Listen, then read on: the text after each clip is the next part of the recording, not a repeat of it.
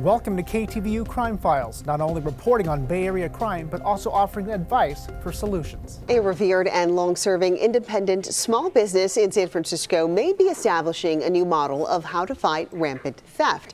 This program focuses on upping customer service and cutting down on thefts. KTVU's Tom Vakar spent the day in San Francisco's Cow Hollow neighborhood, where an experiment called Save the Business While Serving the Customers is currently underway.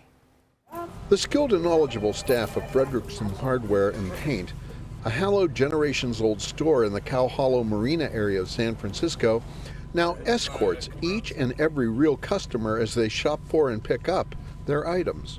They've been here for 100 years. It's something that they are familiar with. They're familiar with, the numbers of their thousands of products they have here. That's solely because theft has gotten out of hand, threatening the store's very existence.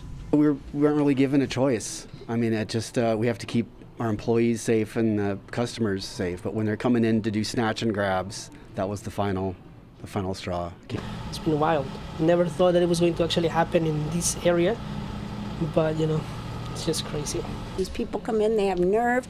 They think they can just walk away with them and go sell it on the street or the internet, whatever they do. It's sad. They're doing what they have to do to stay in business, and I can't really blame them. Normal security cannot fight this plague of pilferage. Just a man at the door is not doing it in most places. And there's, the rate of empty storefronts throughout the city. It's a shock. I think this has been happening maybe all over the city and other parts of the country, but that it's finally reaching Cow Hollow. It's very terrible to see the city and the state and the business owners having to get together to defend their store. A proposed ballot measure would drastically lower the value of what was taken to make it a felony. I think they should enforce smaller theft. I mean, anything $50. I would personally say like $100 is already more than enough. That's exactly it. There's no consequence to it. And they're not even thinking about that. Mm-hmm. That's exactly right. So why is this all happening? Two sad facts. One, we live in a culture of rampant theft. And two, the people that are doing the thieving don't actually feel that there are any true consequences or punishments for their actions. And you are paying for it. Tom Vakar, KTVU, Fox 2 News. A 3-year-old child being murdered is not something that I can really comprehend. Even the district attorney of Santa Clara County shocked. Tonight, horrifying new details in the case of the killing of a 3-year-old boy.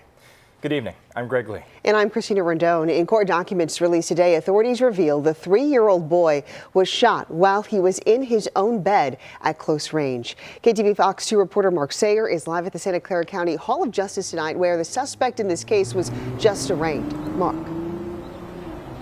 Well, Christina, this is simply a heartbreaking case. The suspect made his first court appearance today, where a judge ordered him held in jail without bail. Prosecutors also released graphic new details today as part of their court filings, and even veteran prosecutors say all of this is very difficult to process.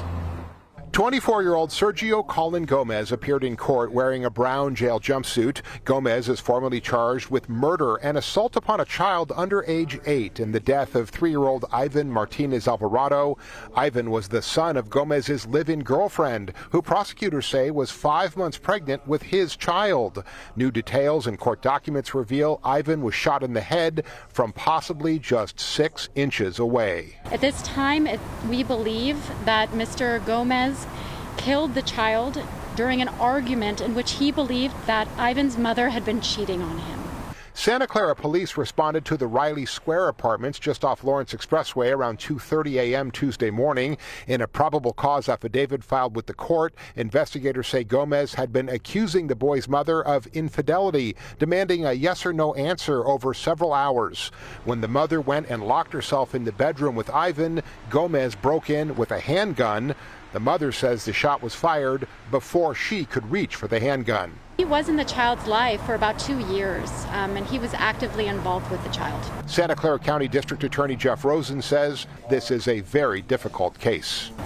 A 3-year-old child being murdered is not something that I can really comprehend, and I'm enormously upset by it, as I know everyone is. When adults are having an argument, as was happening here, and a gun is introduced into that argument, no good ever comes from it.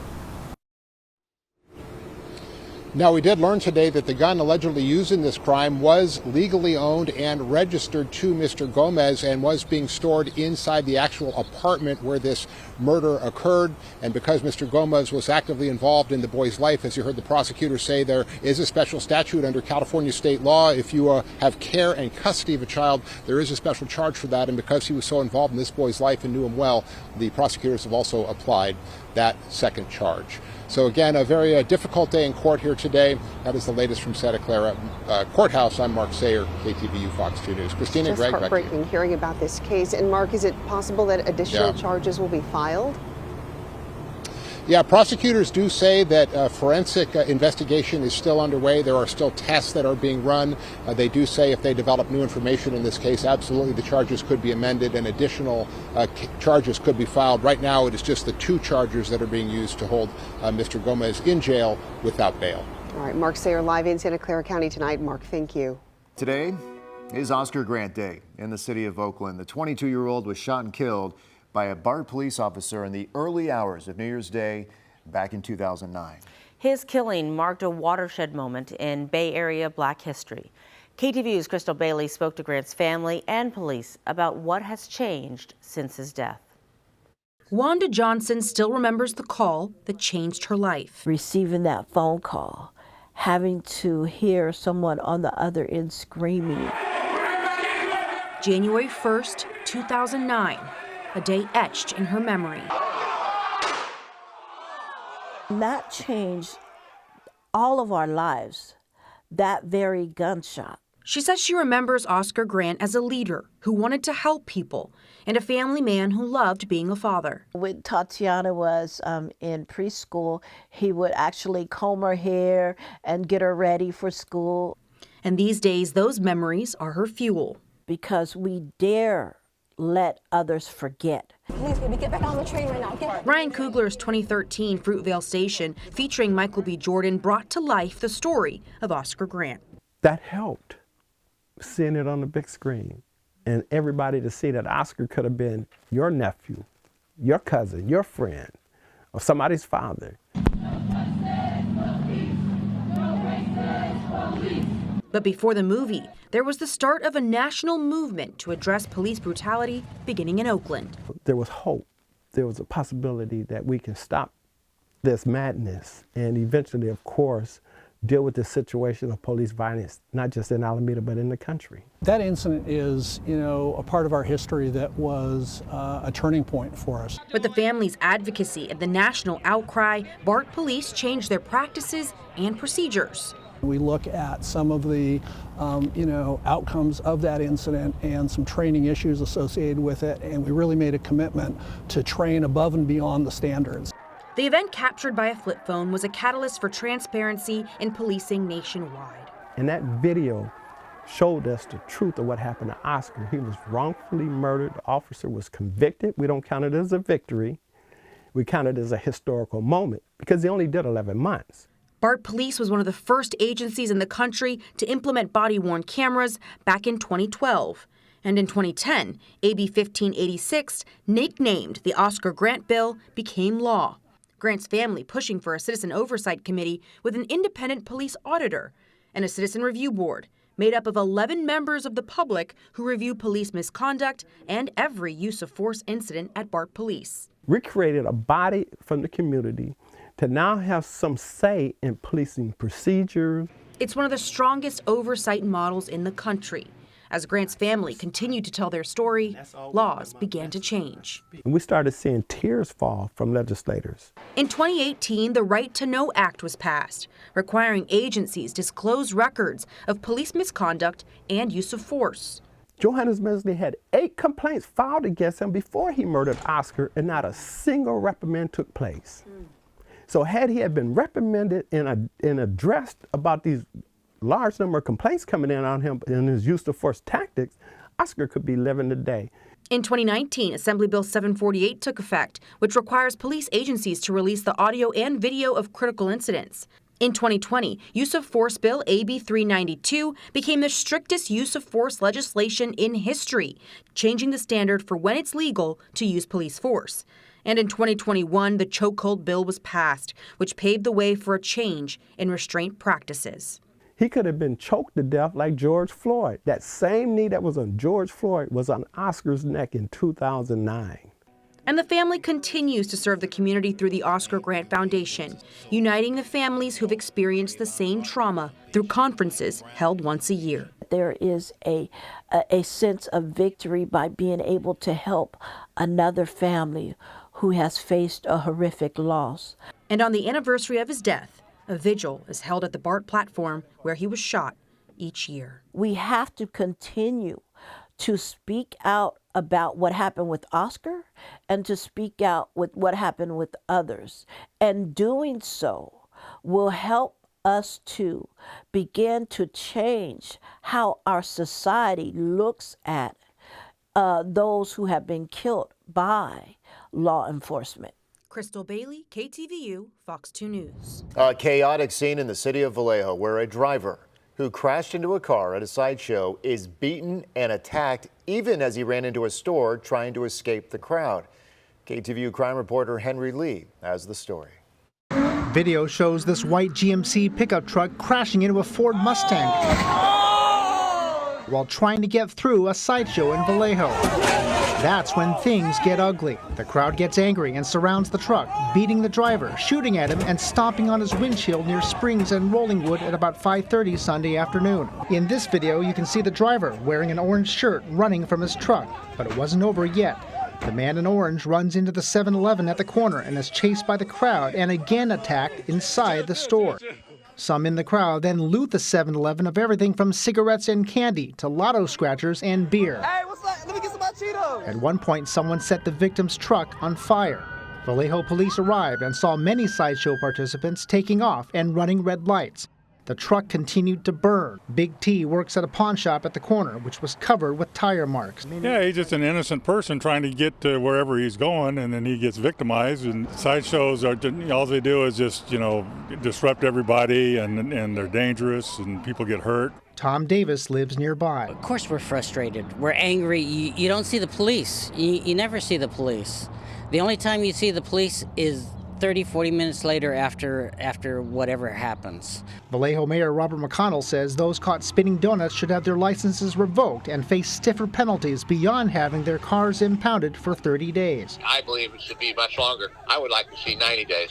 So they're just making a mockery of everybody else. Vallejo police are scouring for leads in these videos. They're asking anyone with information to give them a call. In Vallejo, Henry Lee, KTVU, Fox 2 News. A coalition of Oakland community groups today called on the Alameda County Board of Supervisors to take action to help keep residents and businesses safe. A group calling itself the Coalition for Community Engagement held signs and rallied outside the Alameda County Administration Building in Oakland. The group said the city is in a dire situation, facing a surge in violent crime, homelessness, and failures in the 911 system. Organizers called on county supervisors to intervene and declare a state of emergency on behalf of Oakland, saying its mayor is unwilling to do so. Coalition believes that this is a necessary and urgent measure to protect the lives and livelihoods of the people of Oakland and to access the full range of resources and assistance from the state and federal governments. The group says that a state of emergency would allow Oakland to secure additional personnel, equipment, and funding for public safety. 44 pounds of narcotics are now off the streets after San Francisco police arrested 4 people accused of selling drugs in the Tenderloin. This week, officers arrested 4 people at homes in Hayward and San Leandro. Police say they had seen these suspects bringing drugs to the Tenderloin and selling them. During the raids, officers say they found 44 pounds of illegal drugs, including more than 8 pounds of fentanyl and more than 32 pounds of meth. And these were drugs that would have ended up on the streets of San Francisco and the Tenderloin community.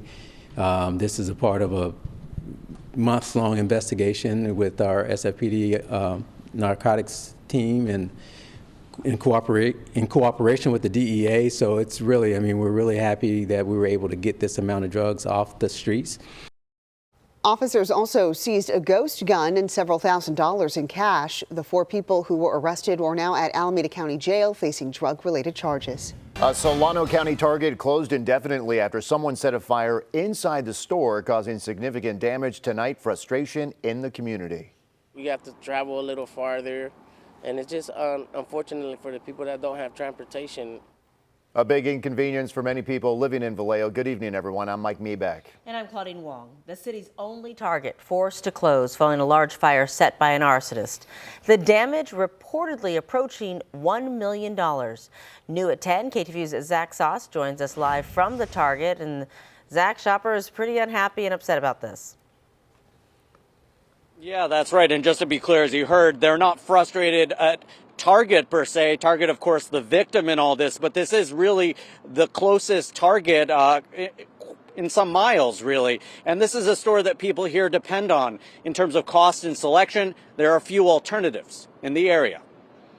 I normally come every week. Danny Martins strolling up to her local Target in Vallejo, hoping to grab a battery for my car keys, and also I was going to buy cheese. Only to be greeted by this and workers removing thousands of smoke-damaged items from the temporarily shuttered store. Oh, wow. See, I had no idea. I didn't even know there was a fire. Saturday, just before 3 p.m., video posted to social media capturing the flames and smoke. Our crews found fire working in the paper towel roll aisle. Believed to be the work of an arsonist, according to investigators. Firefighters crediting the store's employees with helping to get everyone out safely. And that certainly could have saved lives. You get lost in a building that size, you'll run out of air before you find your way out. Crews arriving within minutes, and just as the store's sprinkler system started to become overwhelmed. We had almost a 400-foot hose pull to get to the portion of the building where the fire was, and so we had to build line. We pulled an initial 300-foot lay and then built off that inside the building in low visibility conditions. Within 13 minutes, the fire out, but the damage extensive, the cost of repairs and lost product reportedly approaching an estimated $1 million.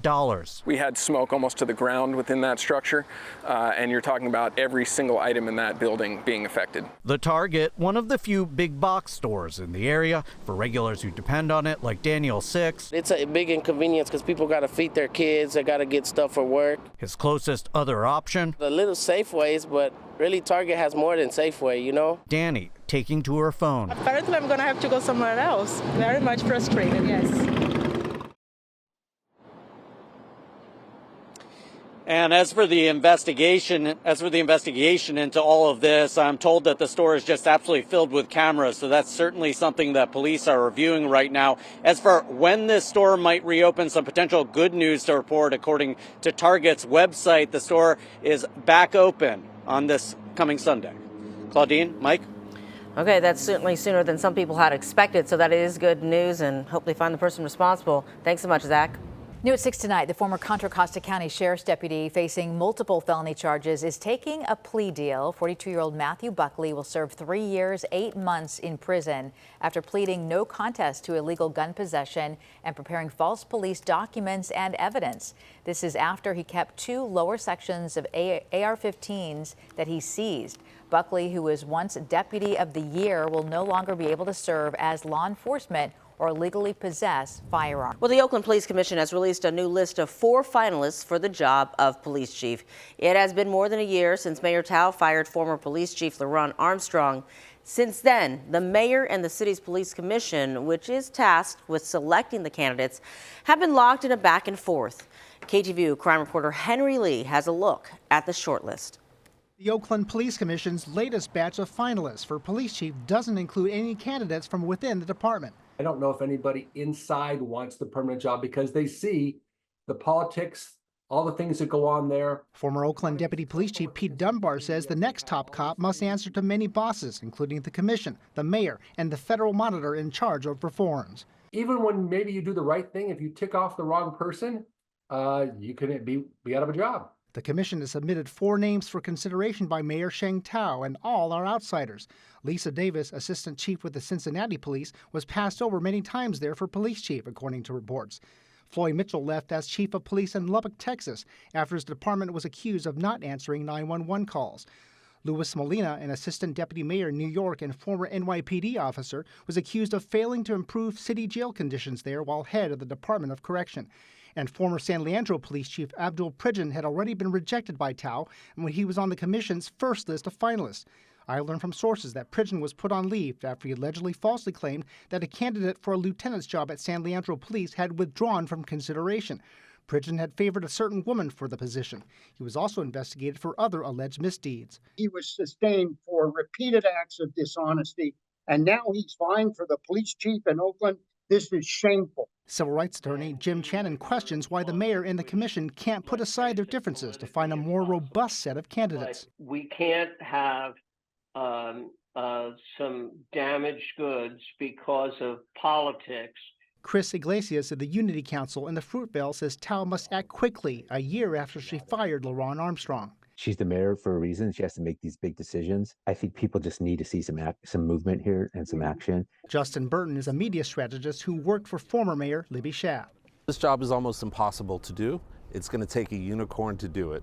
That somebody has got to be incredibly special, unique, charismatic, great with the community. So does such a chief exist? Only time will tell. There will be an Oakland Police Commission forum at 6:30 Thursday night at council chambers and on Zoom to meet the candidates virtually.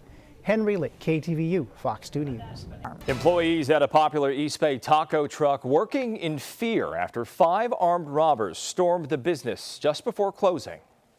We're just really worried, and it does affect money-wise and safety-wise. The suspects making off with the truck's entire earnings for the day, as well as some of the workers' belongings. Good evening. I'm Greg Lee. And I'm Christina Rendon. The armed robbery happened late last night at La Paria Loca in East Oakland. New at 10, KTU's Zach Sauce joining us live after speaking with the truck's owner. And Zach, despite all of this, they are back on the streets working again tonight. Yeah, that's right, Christina. And they say they really had no choice but to go out and try to recoup the money they lost yesterday, a full day's earnings, as you mentioned, and the business fairly new. But make no mistake, they say they are worried they'll get targeted again. And that's why they'd like to see police step up patrols in the neighborhood. Inside the La Paria Loca taco truck Thursday, it looks like a normal day. We have the guy, the taqueros, who prep the tacos. Because busy is normal for these workers here in East Oakland. But Mariana says the truth is they're scared because I know that we're not safe. Her employees traumatized after being robbed at gunpoint on Wednesday night. Only open a year, it's the first time this popular business has been targeted. Right now it's hard for them to work right now because I know that maybe they're thinking, you know what, later at night they're gonna come again. It was just before midnight, right around closing, when police say 5 people wearing ski masks rushed the food truck on San Leandro Street. They were just pointing the gun to them and they were not really talking. It was more like money. Making off with a full day's earnings for the business. Police arriving soon after, but not in time to catch the armed suspects. Mariana calling on the city to provide more patrols in the area. I know that the police are doing their best, but us as a street vendors, small business, I just feel like we need more support. Neighbors frustrated with city leadership. Never was like this. There's no direction upstairs now. I mean, small businesses can't survive. You know, people out here making a living, and it's hard to make a living nowadays because, you know, you got things like this happening. It makes you not want to go out and do things. Mariana now taking another look at how they operate their truck. I think we're going to have to make some changes. We're working. I mean, we're trying to survive day by day. And safety-wise, we don't feel safe. And so what's next for them? They say they really don't want to relocate. They have a really loyal following right there in the community. Certainly doesn't want to see them go. So they say what they plan to do is shift to a mostly cashless transaction model. Christina? Yeah, hopefully they get some business with new customers as well. Zach Sauce live in Oakland tonight. Zach, thank you. A group of Honduran nationals allegedly linked to the sale of fentanyl and other drugs in San Francisco's Tenderloin neighborhood are now in custody. Today, the Justice Department, the FBI, and the DEA announced the arrests and the seizure of firearms and property purchased with the drug money. Officials say the DEA assisted Honduran law enforcement officers last month in the arrest of the 3 suspects. All 3 were fugitives. 2 had been arrested previously in the Bay Area but fled to Honduras before their trials. The profits from these drug sales provide funding to buy large homes in Honduras, along with vehicles, livestock, farm equipment, and firearms. These extraditions should send a clear message to those who peddle poison in San Francisco. All 3 suspects have been charged in San Francisco federal court on several drug-related counts, and they are set to return to court at later dates for detention hearing. New at 10, a Meno Park neighborhood on edge tonight after facing more than a dozen burglaries since the beginning of the year. Everything from jewelry to whole safes taken from homes in the city's Sharon Heights neighborhood. KTVU's Zach Sauce live in Meno Park after speaking to neighbors tonight. And Zach, is there any sense of who might be behind this? Yeah, no, Greg, that is still the big question. And this community not used to crime like this. Police want to know, is this the work of one criminal? Is this the work of a group? Or is this the work of different criminals? Police say right now, they just don't know. At night, it's scary to think if somebody's watching you to see if you're out. Since the beginning of the year, all the crime notifications in this Meno Park neighborhood, hard to ignore, one burglary after another. I put my alarm every time we leave the house, even for 10 minutes. It didn't used to be like that. The homeowner, who didn't want to provide her name, well aware of just how many, 14 in the city, and according to police, almost all of them in Sharon Heights, her neighbor among the victims. They lost a lot of things of meaning, jewelry from parents from 30 years ago and stuff like that. It is heartbreaking. Police say the thieves have been striking when no one's at home, stealing along with the jewelry, entire safes and designer items. The department says it's beefed up patrols in the area, but some neighbors say they'd still like to see a bigger presence. As for Sean Maud, who grew up here, there's only so much that the police can do, and that's ultimately what it comes down to. So it's just unsettling. Calling the crime unthinkable even just a few years ago, police asking neighbors to take additional security precautions and be on the lookout for anything suspicious. Like a certain car that's parked somewhere that, is there for longer than usual. I'll go ahead and ask my neighbor, what's going on. Notify the neighbors when we're going, and so they can keep an eye on the place. Measures this neighbor, who just moved in and didn't want to appear on camera, plans to adopt right away. I'm a female and I live alone, so it makes it 10 times scarier to be in that type of situation. Crime like this, what she says she moved here to get away from, told by friends. Oh my God, that's one of the safest areas near the bay that you could go to. That's perfect. So hearing about this is pretty alarming. And police are asking anyone with video or information tied to these crimes to reach out. The city has also set up a video surveillance camera registry program, allowing anyone with cameras on their property to let police know where they are located in case another crime happens nearby. Greg? Yeah, hopefully police can get some leads here tonight. Zach Sauce live in Menlo Park. Zach, thank you. A 15-hour standoff with a gunman near San Pablo ended with an arrest, according to the Contra Costa Sheriff's Office. This was breaking news yesterday morning. We had it for you. And sheriff's deputies say the standoff began Sunday night when shots were fired by the suspect from inside a home in the Montalban Manor neighborhood. Some of those shots came very close to a police patrol car. Deputies went around shutting down streets. People in the area were told to stay inside, close your doors and windows, and it was a very tense time. You'd hear clip, clip. Like he would put it in, you'd hear him load, clip, clip. Hear it load, clip, clip. You would hear it the whole entire time. Well, late yesterday afternoon, the standoff finally ended when a police dog was sent into that home. It bit the suspect and he was arrested. 38-year-old Leo Ortega now faces several charges, including attempted homicide and assault with a firearm on a peace officer. Oakland city leaders and police officials are holding what they call a series of safety walks to talk to merchants about crime. One walk took place just this morning along Broadway. The officials discussed public safety with those merchants, some of whom have already been victimized this year. It's very critical that we acknowledge the crimes that are happening, that we let the business owners and residents know that we're actually taking action, and that we do the things that we do should be things that will help to tangibly reduce the crime in our city. Safety walks are also taking place in other neighborhoods and retail corridors across Oakland. Thanks for watching KTVU Crime Files. See you next time.